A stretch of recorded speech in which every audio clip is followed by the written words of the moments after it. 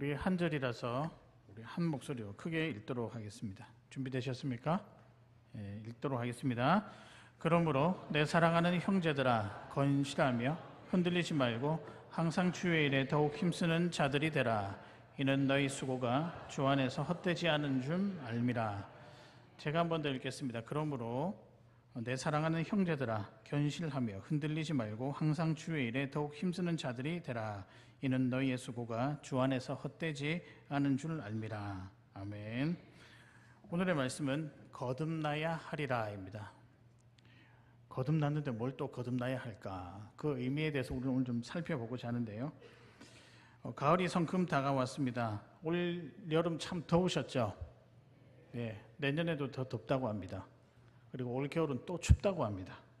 이제 옛날에 우리가 누렸던 사계절이 뚜렷한 그 시대는 이제는 조금 멀리 간 것 같습니다. 하여튼 그럼에도 불구하고 그 여름을 건강하게 지내시고 다시 만난 얼굴들을 보니 또한 감사하다는 생각이 많이 듭니다. 여러분, 가을이 이제 다가왔습니다. 가을은 어떤 계절일까요? 열매의 계절, 풍성함의 계절이라고 생각을 합니다. 우리 경제 상황이 옛날만큼 그렇게 넉넉하지는 못하더라 하더라도 마음만큼은 그래도 여유 있게 살려고 다들 노력하고 있는데, 거기에 따라서 우리의 마음과 우리의 형편들이 생각보다 더 많이 풍성해지고 넉넉해졌으면 참 좋겠다는 생각을 해봅니다. 그래도 우리의 마음은 넉넉하게 살아가시는 귀한 여러분 되시기를 바랍니다. 여러분, 마음 어떤 육적인 부분들과 우리가 살아가는 환경적인 부분에서도 넉넉함도 필요하지만 정말 또 필요한 넉넉함이 있습니다. 그 넉넉함은 무엇일까라고 생각을 해보면 믿음에 관한 부분입니다. 그래서 저는 오늘 설교 제목을 가을의 영성, 거듭나야 하리라라고 했는데, 이 영성이 참 커졌으면 좋겠다라고 생각을 합니다. 그럼 도대체 영성이 뭘까? 제가 바라기는 그 영성의 의미를 바로 이제 곧이어서 말씀을 드리겠지만, 제가 한 8주 정도로 가을의 영성이라는 주제로 우리가 되짚어 보아야 될, 그리고 놓치고 있는 영성, 어떤 신앙의 습관들, 신앙의 자세들에 대해서 한 번 더 결단하는 시간을 가지려고 하는데, 한 8주가 지난 다음에 바라기는 우리 모든 성도들의 영성이 많이 커졌으면 좋겠습니다. 그렇다고 하면 이 믿음이 풍성해지는 것, 어떻게 하면 이 풍성해질 수 있을까요? 그리고 뿐만 아니라 영성이란 건 도대체 무엇일까? 여러분, 믿음이 풍성해지는 것은 다름 아니라 아주 간단합니다. 하나님과 더 가까이 되는 게 믿음이 풍성해지는 겁니다. 근데 이것을 무엇이라고 부르냐면요, 영성이라고 부릅니다. 즉, 그러니까 영성과 믿음이 풍성해지는 것과 그 결론적인 의미로 하나님과 더 가까이 되는 것은 사실 같은 말이죠. 그래서 이 시간에 간단하게 정리를 하겠습니다. 영성이 무엇이냐? 하나님과 가까이 되는 것. 그리고 그 하나님과 가까이 되는 모든 시간들과 과정을 우리가 무엇이라고 부르냐면 변화입니다. 변화. 조금 신학적 어려운 용어를 쓰면 이제 성화라고 하는데, 그거보다 우리가 훨씬 더 알아듣기 쉽게 변화라고 하는 거죠. 그래서 여러분 잘 들으시면 잘 기억하십시오. 우리가 믿음이 풍성해지기 위해서는 하나님과 더 가까이 되도록 날마다 뭐 해야 된다? 변화되어야 된다. 제가 오늘 이 방점을 여기다 찍고 싶은데 변화라는 말에 찍고 싶거든요. 그 변화란 말을 제가 오늘 설교 제목처럼 이렇게 표현하고 싶습니다. 거듭나야 하리라입니다. 그래서 우리는 날마다 하나님과 더 친밀해지기 위해서 거듭나야 됩니다. 사실 거듭난다라는 말은 구원에 있어서 매우 중요한 의미입니다. 중요한 말이죠. 용어죠. 근데 우리는 이런 생각을 가지고 있습니다. 아니, 한번 거듭나면 영혼이 거듭난다라고 배웠는데 뭘 또 이렇게 거듭나야 된다라고, 거듭나야 하리라라고 말하는 걸까? 여러분, 한번 거듭나면 영혼이 거듭난다라는 이 말을 안심해서 들으시면 곤란합니다. 무슨 말이냐면요, 나 예수님 믿고 한 번 받았으니 나 구원받았다, 끝. 저를 집중하시면 돼요. 저를 집중하시면 됩니다. 오늘은 이 시간 제가 설교하는 시간입니다. 괜찮습니다. 자, 다시 돌아와서요. 한 번 거듭나면 영혼이 거듭나면 우리 그렇게 배웠어요. 근데 다 거기서 한 가지만, 딱 그 좋은 것들만 취해가지고 우리가 그렇게 적용하지, 하나를 우리가 늘 빼먹고 있는데요, 거듭남에 맞게 생활하는 것, 삶을 살아가는 것도 다 같이 그것이 모여서 구원이라고 합니다. 그러니까 여러분 우리가 있잖아요. 예수 믿고 구원받았다. 이 말은요. 예수 믿고 여러분 삶이 구원받지 않아서 변화가 되지 않으면 여러분의 구원이 희미해질 가능성이 제법 높다라는 거예요. 그런 의미에서 구원은요. 생각보다 쉬운 것 같아 보이지만 물론 그리스도의 은혜가 우리 안에 들어오면서 쉬워 보이지만 삶으로 살아내기에는 제법 힘든 일일 수도 있다. 그러나 저와 여러분은요. 온전한 구원을 이뤄내며 구원의 삶을 살았으면 좋겠습니다. 왜냐하면 그게 진짜 생명의 길이자 우리가 걸어가야 할 궁극적인 삶의 결과이기 때문입니다. 그러려면 어떻게 해야 될까요? 하나님과 친밀해져야 되죠. 하나님과 더 가까이 되죠. 즉 영성을 깊게 해야 될 뿐만 아니라 믿음을 풍성하게 해야 된다. 여러분 이렇게 이 삶을 살아가기 위해서 이 구원의 삶을 살아가기 위해서 여러 가지가 있겠지만 정말 두 가지가 필요합니다. 두 가지가 뭐냐면 하나는 고린도전서 15장 31절에 보면 나는 날마다 죽노라입니다. 죽어야 된다는 거죠. 죄송합니다. 오늘 아침부터 여러분 보고 죽어야 됩니다라고 하니 저도 좀 부담스럽긴 하지만 그 말이 아닌 거 다 아시죠?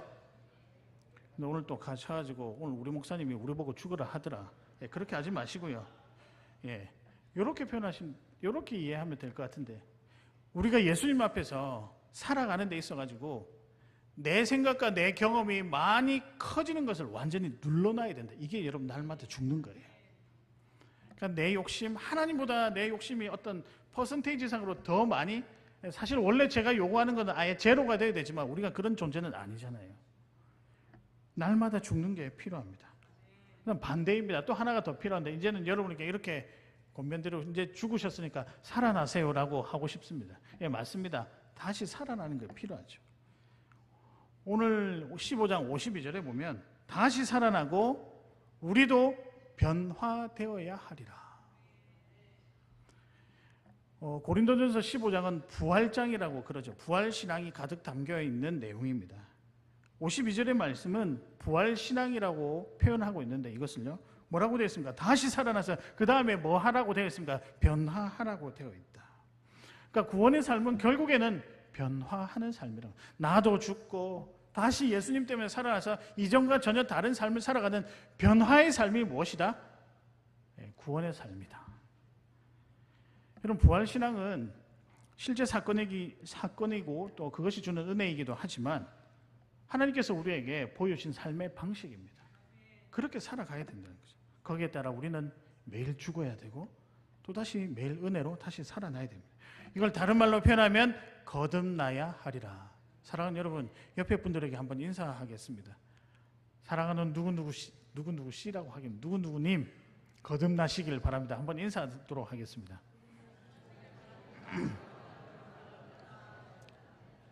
예, 그러면 지금 거듭나야 될까요? 네, 맞죠. 지금부터 시작해야 됩니다. 왜냐하면 거듭남은 변화라고 말씀을 드렸죠. 삶의 변화가 우리 신앙의, 우리 구원의 결정적인 증거들입니다.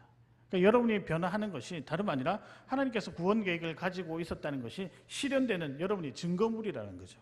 그러니까 허투루 우리 인생을 살 수 없는 그런 존재들입니다. 그래서 여러분 변화를 언제 해야 되냐? 지금 해야 된다는 거죠. 오늘 해야 된다는 거죠. 그 다음에 거듭나야 되니까 내일도 해야 될까요? 하지 말아야 될까요? 내일도 해야 된다는 거죠. 모레는요? 다음 주는요? 언제까지 하실 건데요? 이제 너무 똑똑하신데요? 예, 주님 앞에 설 때까지 거듭나야 된다는 거죠. 그래서 이 날마다 거듭나야 하는 사실을 감사히 여기시고 여러분 도전하시길 바랍니다. 그래서 이 시간에는요, 이 거듭나기 위해서 필요한 믿음의 자세, 즉 변화를 위한 믿음의 자세는 무엇인가? 우리가 꼭 믿음으로 준비해야 될 그 모습은 무엇인가? 이것을 함께 살펴보도록 하겠습니다. 첫 번째입니다. 변화를 위한 믿음의 자세. 첫 번째는요, 이겁니다. 더 멀리 바라보라. 그래서 어디까지 바라보라? 영원한 나라를 바라보라입니다. 멀리 바라보는데 우리의 시선이 어디에 고정되어 있으면 좋겠다? 최종적으로 하나님 나라에 고정되어 있으면 좋겠다. 근데 그 하나님 나라의 특징이 뭐냐? 영원하다는 거죠. 그래서 여러분 이렇게도 바꿀 수 있습니다. 영원한 곳에 우리의 초점을 두자. 사랑하는 성도 여러분, 눈앞에 보이는 것에 일희일비하지 아니하고 더 멀리 보시고 더 멀리 있는 하나님 나라의 원리를 보시는 귀한 여러분 되시기를 주님의 이름으로 축복합니다. 아니, 지금 삶의 변화도 중요한데 영혼을 바라보다니요. 근데 영혼이 앞에 잘 보이지 않습니다. 이렇게 생각할 수 있겠지만 아니요. 이미 여러분들은 직감적으로 또 여러 가지 감각적으로도 하나님 나라가 있다는 것을 분명히 알고 있습니다. 여러분, 아무리 힘들어도 내일의 희망이 있다면 오늘 견뎌낼 수 있을까요? 없을까요? 가능하죠. 여러분, 건강이 좋지 않습니다. 그러나 수술받고 치료받으면 이제 완치가 될 수 있다, 완쾌될 수 있다는 그 확신이 의사 선생님으로부터 들으면 어떻게 됩니까? 그래도 수술이 겁나고 치료 과정이 힘들지만 견딜 수 있을까요? 없을까요? 있다는 거죠. 더 멀리 바라보니까, 더 멀리에 있는 관점, 거기에서 오는 소망을 바라보니까 지금 이 삶을 그래도 견디고 나갈 수 있다는 거예요. 지금 이 삶을 지금 이대로가 아니고 그 영혼이 주는 그 관점에 맞춰서 변화하는데 두려움 없이 다가갈 수 있다는 거죠. 여러분, 그렇지 않습니까? 우리 자녀들이 믿음 생활을 안 하고 있는 것에 대해서 마음 아플 때가 있잖아요. 그렇지만 여러분, 어떤 마음으로 기도하십니까? 내일 다시 돌아올 것이다라고 하는 삶의 소망을 가지고 기도하고 계시잖아요. 이게 다름 아니라 영혼을 다 바라보는, 더 멀리 바라보고 더 멀리 그곳을 바라보고 지향하고 살아가는 성도들의 삶입니다. 지금 만약에 그렇게 되지 아니했다면 여러분의 관점을 눈앞에 보이는 거에 맞추지 마시고 더 멀리 바라보고 영원한 하나님 나라를 소망하며 거기에 힘을 두고 거기에 마음을 두고 거기에 우리의 열정을 두는 여러분들이 되었으면 참 좋겠습니다. 여러분, 그래서 이게 사실 보험 드는 거예요. 우리 삶을 그래도 주님 앞에 온전한 구원을 위한 보험 드는 일이 무엇이냐? 멀리 멀리 바라보자. 물론 이제 계속해서 제 이야기를 드리는 것이 좀 부담스럽기는 하지만 이제 저희 어머니는 점점 저를 알아보지 못하십니다. 지지난주에 다녀왔는데도 계속해서 누구냐고 물으십니다. 근데 제가 그 어머니의 삶이 애처롭다라고 생각하지 않습니다. 왠지 아십니까? 가끔 물론 전혀 안 드는 건 아니에요. 그런 마음이 들기는 해도 영혼의 소망을 그분도 품고 있고 나도 품고 있기 때문이죠. 그러니까 그 상황을 받아들일 수 있는 거죠. 이게 지금 제가 할 수 있는 가장 현실적인 답변이 아닌가 생각을 해봅니다. 58절에 보면요, 그러므로 내 사랑하는 형제들아 견실하며 흔들리지 말고. 사도 바울이 왜 이렇게 이야기를 할까요? 멀리 바라볼 때 때로는 흔들리는 상황이 있더라도 때로는 우리에게 어려운 상황이 있더라도 견디고 나갈 수 있는 힘이 거기에서 나오니까 영혼을 바라보고 견실하게 흔들리지 말아라고 감히 이야기할 수 있다는 거죠. 그런 의미에서 저와 여러분이 눈앞에 보이는 거에 일희일비 하지 마시길 바랍니다. 더 멀리 바라보고 살아가시길 바랍니다. 우리는 살아가면서 대부분의 지식을 보고 듣는 것, 그 경험을 통해서 얻고 있습니다. 그것으로 세상을 살아가죠. 그러나 우리가 아시다시피 보고 들은 것보다 지금 아직까지도 보지 않은 것, 누리지 못하고 듣지 못한 그런 경험들이 훨씬 많다는 것 여러분 다 아시고 있습니다. 근데 우리는 보고 들은 것만 내 지식의 전부라고 생각하면 그것만 꽉 붙잡고 살아가는 거예요. 눈앞에 보이는 이 일일비 할 수 있는 상황만 딱 보고 그게 인생의 전부라고 살아가는 거예요. 근데 그 너머에는 무엇이냐? 세상을 다스리시고 세상을 창조하신 하나님의 놀라운 섭리가 있다는데 그걸 보지 못하는 거예요. 그 보지 못한 사람이 누구였을까요? 예수님 시대의 바리새인들과 유대인들이었다는 거죠. 근데 여러분, 우리도 만약에 이런 노력이 없으면 변화를 위해서, 아니 변화 자체도 하지 아니하고 뭔가 움직이려고 하지 않으면 그래 지금까지 해왔던 거 이것만 쭉 한다 그러면은 어쩌면 우리는 바리새인들과 유대인처럼 될 수도 있다는 사실입니다. 왜냐하면 여러분, 지금이 행복하세요? 하나님이 주신 은혜가 담고 있는 그 세상을 보는 게 행복하세요? 아무도 지금의 삶에 100% 만족하는 사람은 없을 것입니다. 저도 그렇게 생각해요. 여러 가지 일들을 하다 보면 더 큰 일이 있지 않을까? 더 큰 하나님의 은혜가 있지 않을까? 근데 사실 우리가 기대하는 생각조차 못하고 살아가죠. 유대인들과 바리새인들이 자기들의 지식 안에서 이게 맞다 안 맞다 판단하고 살았는데 틀밖의 상황들, 틀밖의 엄청난 사실들을 발견하니까 너무 움츠려드는 거예요. 다 담아내지도 못하고 어렵기도 하니까 두려웠던, 그러니까 더 움츠려들고 더 쥐는 거죠. 그러니까 어떤 현상이 어떤 일이 벌어졌나요? 메시아를 눈에 보고도 인정하지 못하는 거죠. 그들에게 구원이 있었을까요? 없었을까요? 없었다는 거죠. 변화하지 않으면, 그래서 변화하려고 더 멀리 보지 아니하면 어떻게 되는지 무섭게 보여주는 대목입니다. 우린 지금 더 멀리 바라보고 변화해야 됩니다. 우리가 늘 이야기하듯이 어른들에게는 배울 것이 참 풍부하죠. 그러나 여러분, 어린아이들에게도 배울 것이 있습니다. 아시죠? 마태복음 18장 3절에 보면 이르시되 진실로 너희에게 이르노니 너희가 돌이켜란 말이죠. 어린아이들과 같이 되지 아니하면 결단코 천국에 들어가지 못하니라. 이게 누가 하신 말씀일까요? 예수님이 하신 말씀입니다. 삶이 변화되어서 어린아이와 같이 순수한 최소한의 여러분 그 변화, 아이들은 최소한의 변화를 어떤 상징하는 거거든요. 최소한의 변화가 되지 아니하면 결단코 하나님 나라에 들어갈 수 없다라고 이야기를 하죠. 근데 여러분 생각해 보면 어른된 우리가 훨씬 더 많이 볼 수 있어요. 그건 사실이잖아요. 그래서 변화도 제대로 할 수 있는 게 어른입니다. 그렇게 만들어 놓으셨다고요. 그러나 때로는 우리는 그러지 못할 때가 있죠. 사실 우리 어른들에게는 변화할 수 있는 힘이 있고 그 힘으로 인해 미치는 영향력은 이건 어마어마하다는 거죠. 그래서 우리가요, 아무리 어렵고 힘들어도 자녀 세대에게 더 멀리 바라보고 더 영혼의 관점을 사모하는 그 마음을 보여줘야 되고 물려줘야 되고 전수해야 될 지식이라고 저는 확신을 합니다. 사랑하는 성도 여러분, 변화해야 돼요. 거듭나야 됩니다. 믿으십니까? 아니 말로만 그렇게 아멘 하지 마시고 정말 간절한 거거든요. 거듭나야 된다고. 그러기 위해서는 우리가 뭘 해야 되냐고요. 멀리 바라보고 특별히 하나님 나라의 영원한 하나님 나라를 바라보신 여러분 되시기를 바랍니다. 거기서부터 시선의 변화와 생각의 변화와 걸음의 변화가 반드시 일어납니다. 그 길을 또 함께 걸어가시는 귀한 여러분 되시기를 바랍니다. 변화를 위한 믿음의 자세는 무엇인가? 두 번째입니다. 두 번째는 짧은 단어인데요. 인내입니다. 인내. 명령법으로 바꿔서 표현하면 인내하라라고 되겠죠. 오늘 인내하라고 권면하고 있습니다. 사랑하는 성도 여러분, 인내하는 게 삶의 변화를 이끕니다. 제가 왜 그런지 말씀을 드릴게요. 인내로 성숙해지시는 여러분 되시기를 바랍니다. 제가 58절 한 절 우리가 읽었는데 조금 다르게 한번 읽어볼게요. 잘 들어보시죠. 본문과 어떤 차이가 있는지. 그러므로 내 사랑하는 형제들아 견실하며 흔들리지 말라. 왜냐하면 너희 수고가 주 안에서 헛되지 않은 줄 알미라. 중간에 이 부분은 빠진 부분은 이제 세 번째 대지로 가겠죠. 핵심은 왜냐하면 너희 수고가 주 안에서 헛되지 않은 줄 알미라.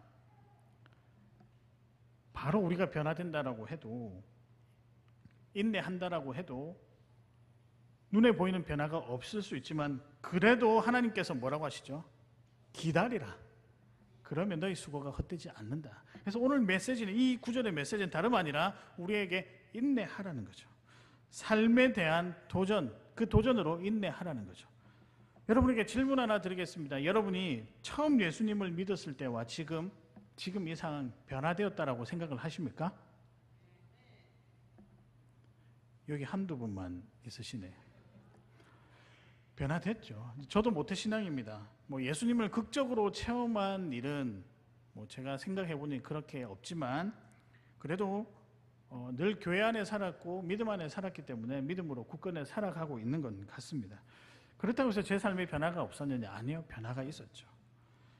여러분, 저는 원래 염려가 많은 굉장히 예민한 사람입니다. 그것 때문에 저희 아내가 지금도 고생하고 있죠. 예민한 사람입니다.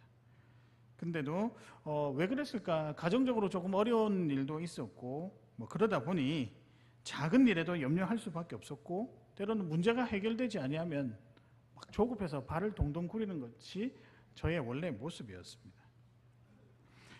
사람 사이의 관계에서도 마찬가지였습니다. 뭔가 문제가 해결되지 않으면 조급해지고 마음이 요동이 치는 것, 그것을 제가 느꼈습니다. 근데 어디 우리의 모든 관계나 모든 일이 수학 공식처럼 대입했었을 때 딱딱딱 해결되는 게 아니지 않습니까?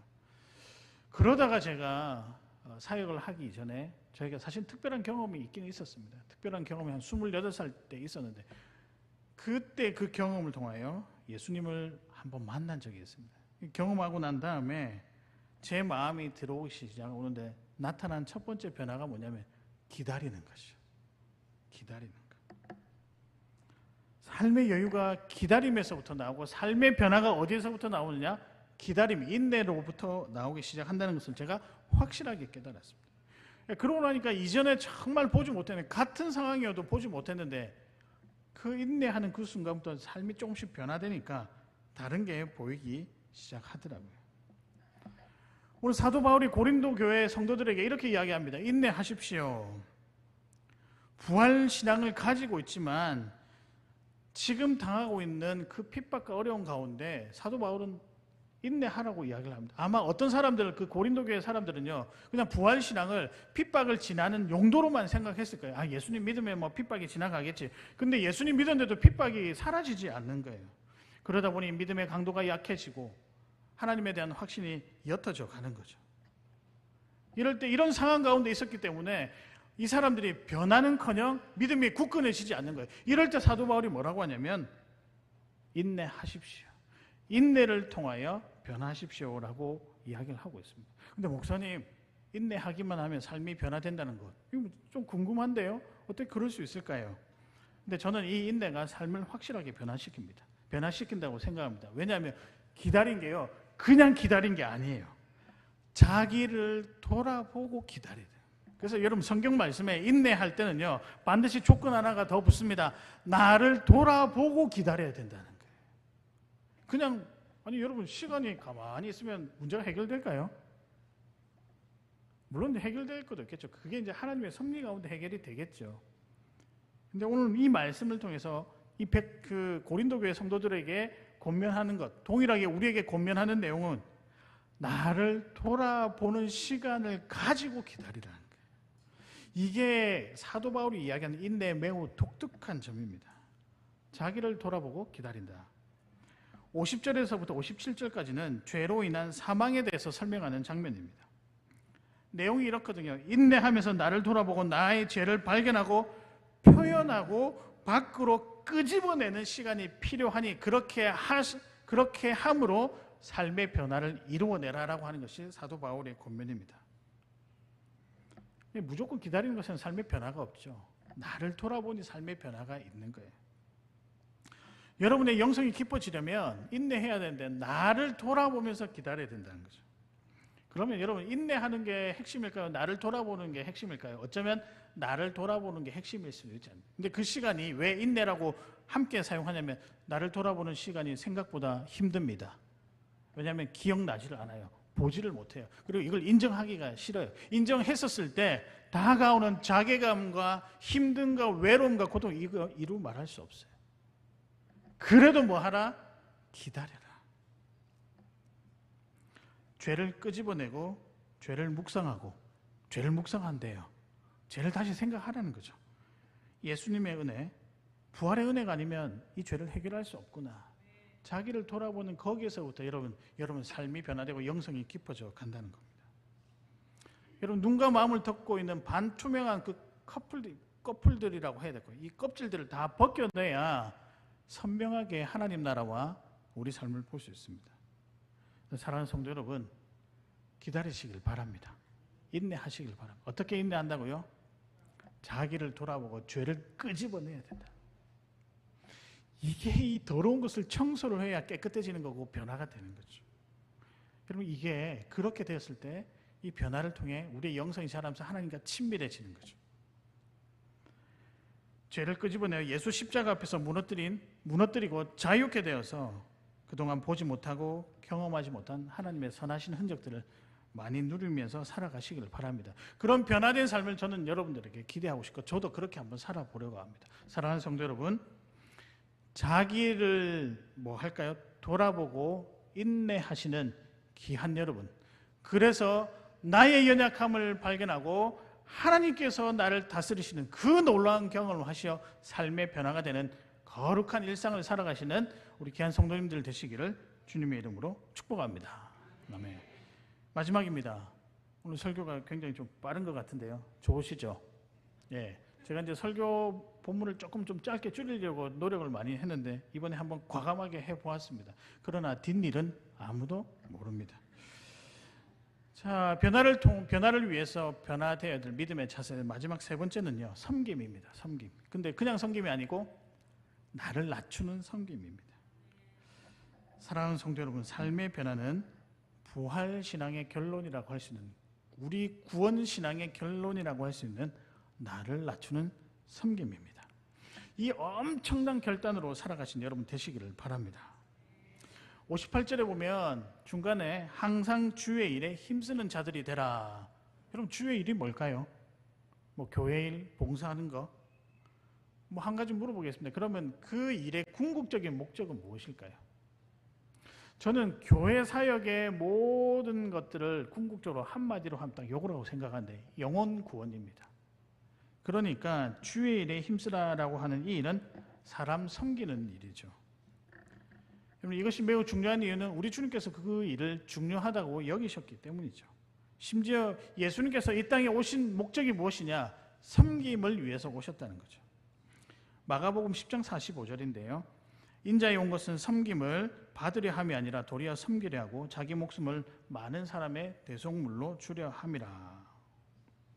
특별히 고린도 교회 성도들에게 이 말씀을 전달한 바울의 의도는 무엇이냐? 그냥 단순히 뭐 교회를 열심히 해라 이 정도 수준이 아니고, 그 교회 가운데 가장 좀 심각한 문제가 뭐냐? 심각한 일이 뭐냐? 해야 될 일이 뭐냐? 사람 섬기는 일이 필요했기 때문에 섬기라고, 또 주의 일에 힘쓰라고 이야기했던 거죠. 그 당시 무슨 일이 있었냐면, 핍박이 심해지니까 사람들이 믿음이 이제 흔들려 버린 거예요. 근데 흔들려 버린다는 것, 여러분 상상하기가 쉽지 않죠. 외부적인 핍박 때문에 눈치 봐가면서 예배해야 되고, 지하 공간에서 같이 예배 드려야 되고. 근데 그러다 보니까 사람들이 믿음을 잊어버리고 배교하게 되는 거예요. 믿음을 온전히 지키고 영원한 삶을 살아가야 되는데 그냥 믿음을 저버리고 이제는 하나님 없이 살아가는 그런 삶을 살았던 거예요. 근데 그 사람들에게 필요한 것이 무엇이냐? 옆에 있어주는 동역자, 소위 말하는 그를 위해 중보할 수 있는 그 섬김의 마음. 그럴 때 손 한번 잡아주고 같이 밥 한 끼 먹어주고 괜찮다라고, 힘들지만 우리 하나님 나라를 위해서 견뎌나가자라고 하는 것. 이게 다름 아니라 나를 낮추는 섬김 중에 하나라는 거죠. 왜 나를 낮추는 섬김이냐? 사실은 여러분 이거 쉽지 않거든요. 왜냐하면 여러분들도 힘든데, 여러분들도 내 삶 건사하기가 힘들어 죽겠는데 남 챙기기가 쉽겠냐 말이에요. 근데 그럼에도 불구하고 또 우리가 잘 돌아보면, 내가 조금만 신경 쓰면, 한 번만 더 돌아봤으면 지금 멋지게 신앙생활하고 있을 사람들이 몇몇 있는데, 내가 전화 한 통화 못해서 말 한마디 못해서 지금 그러지 못한다. 그런 분들도 여러분 주변에 계시잖아요. 그러면 어떤 마음이 들까요? 죄책감 들고, 내가 잘 못 섬겨서 그러는가, 믿음의 테두리가 되어줘야 되는데 그러지 못하는 것들, 좀 미안한 마음이 들기도 하죠. 근데 분명히 변명거리는 있는 것 같아요. 삶이 그 사람만 고달팠냐? 나도 고달파서 같이 너무 힘드니까 다른 사람을 돌아볼 여유가 없었다는 거죠. 그럼에도 불구하고 주의 일이란 무엇이냐? 힘든 가운데 있어도 다른 사람을 돌아보는 그 섬김이 주의 일이라는 거죠. 사실 오늘 마지막 메시지는 꽤 강한 권면입니다. 나도 위로받아야 하고 배려받아야 되는데 내 것은 조금 뒤로 하고 다른 사람 형편 먼저 생각하고 위로하고 챙기는 것이 섬김이고, 그 섬김이 있을 때 여러분 삶에 변화가 일어난다는 거죠. 그러니까 여러분 쉽지 않죠. 신앙생활 쉽지 않다는 거죠. 여유가 있을 때 그저 다른 사람을 위해서 시간 내는 것, 그것도 너무 귀한 일이죠. 그러나 자기도 힘들 때 다른 사람 먼저 돌아보는 것, 저는 이것이 주님이 원하시는 섬김, 나를 낮추는 섬김이라고 생각을 합니다. 근데 놀랍게도 그 섬김이 여러분을 변화시킵니다. 성숙하게 합니다. 나의 믿음을 굳세게 합니다. 그리고 예수님 앞으로 믿음의 자리로 나오게 합니다. 여러분 지난 날들을 한번 돌아보십시오. 여러분이 언제 가장 뜨거웠을까요?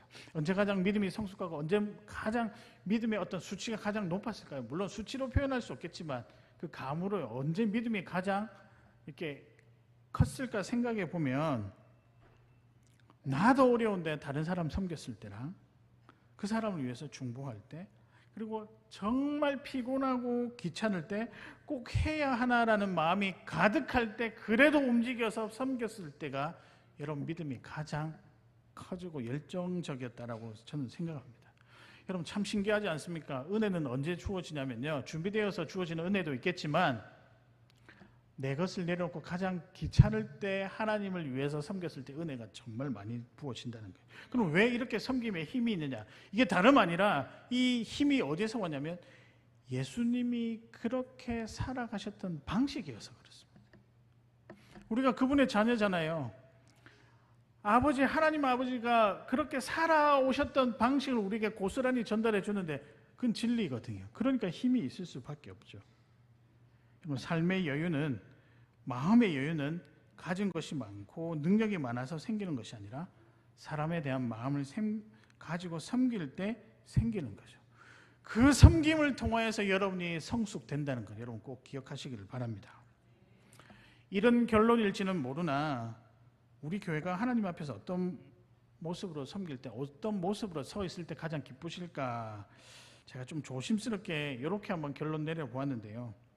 가장 힘들 때 나를 낮추고 나보다 힘든 자들을 섬기는 마음, 그게 우리에게 조금 있는 것 같아요. 왜 조금이라고 이야기했냐면 사실은 제법 있는데 좀 겸손한 척 보이려고 조금 있는 것 같다고요. 여러분 안에 어떤 마음이 있냐고 제가 느끼는 것은 가장 힘들 때 그래도 다른 사람 먼저 생각하는 섬김이 여러분에게 있는 것 같습니다. 보통 이렇게 아멘 하기도 그렇죠. 아멘 안 하기도 그렇고. 근데 있는 것 같아요. 근데 만약에 여러분 그게 만약에 우리에게 느껴진다면 그거는 사명일 가능성이 높아요.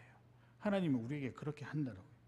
근데 여러분 그렇게 할 때 여러분 사명은 그냥 우리가 섬겨야 되는 이 섬김은 사실 사명이라고 했지만 결단하고 우리가 감당해야 될 삶의 일부라고 생각을 합니다. 왜냐하면 그 섬김이 우리를 성숙시키기 때문이죠. 그래서 섬김이 곧 뭐다?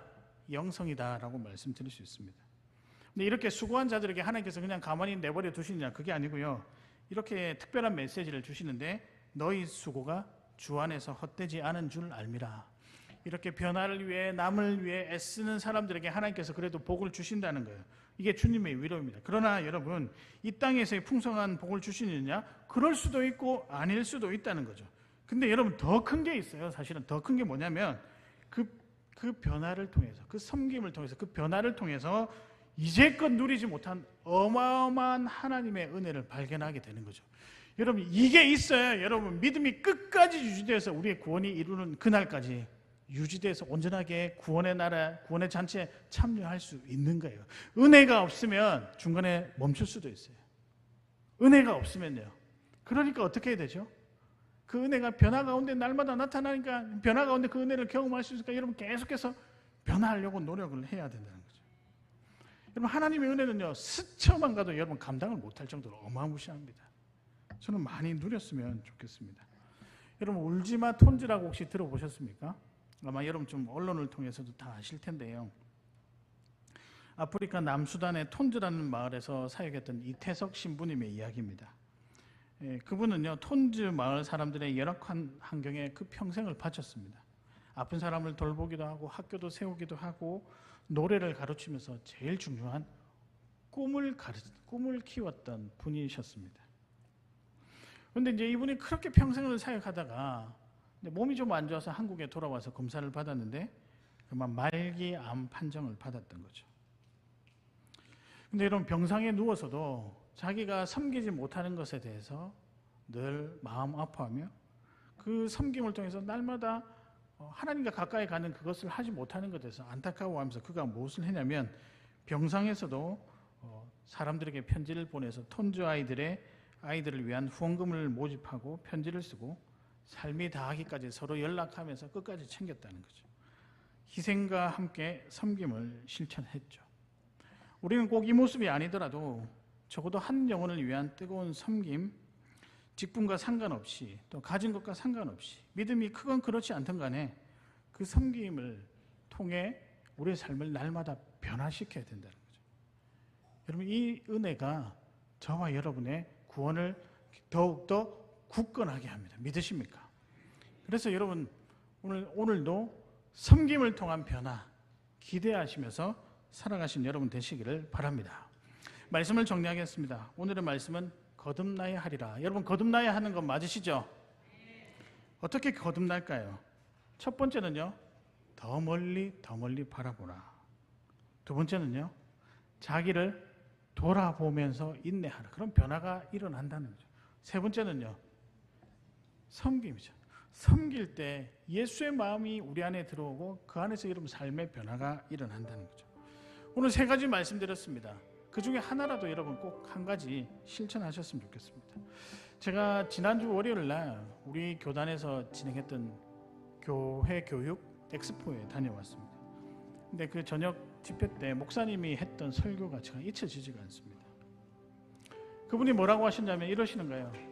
한국교회 30년 동안 우리 부모 세대가 정말 열심히 교회 학교를 위해서 우리 자녀들을 세우기 위해서 열심히 달려왔습니다. 그래서 누리는 혜택들도 참 많습니다. 감사합니다. 근데 그 다음에 그런 분이 그런 거예요. 그랬는데 왜 지금 이 한국교회는 우리가 세상 가운데 인정 못 받고 있습니까? 아니면 교회 안에 있는 우리 믿음의 다음 세대가 왜 여전히 교회 안에 있지 않냐고 교회를 떠나버렸을까? 그러면서 그분이 막 거의 울먹이듯이 뭐라고 하냐면 다가오는 30년을 그렇게 보내지 말자라는 거예요. 그분은 저는 약간 동의하지 않지만 그분은 너무 명확하게 지난 30년 실패했다라고 이야기를 하시더라고요. 저는 그것까지는 생각하지 않습니다.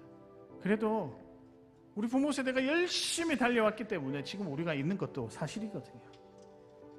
그러나 결과적으로는 확률적으로 너무 많이 떠난 사람들도 많다는 거죠. 왜 그럴까 생각해 보니까 변화하지 않아서 그런 거예요. 거듭나지 않아서 그런 거예요. 끝까지 옛날 거 붙잡고 살아가다가는 거듭나지 아니하면요 바리새인과 유대인처럼 되어버린다는 거죠. 그 모습 자녀들에게 물려주고 싶지 않잖아요. 우리가 어떻게 해야 될까요? 이 가을이, 이 풍성함의 계절의 가을에 예수님과 함께 변화해야 되지 않을까요? 거듭나야 하지 않을까요? 그래서 영성, 즉 하나님과 친밀한 시간으로 메워져야 되지 않을까요? 여러분 그럴 때 여러분 기억하십시오. 우리의 구원이 확실해지는 거예요. 변화 없는 삶 장담하지 못할 수도 있을 것 같아요. 그러나 우리 살아가는 창원교회 공동체 여러분들은 변화하여 하나님과 함께 깊은 관계 속에 살아나가시는 우리 귀한 여러분 되시기를 주님의 이름으로 축복합니다. 이 시간 아까 불렀던 우리 찬양 함께 삶으로라는 찬양 같이 찬양하겠습니다.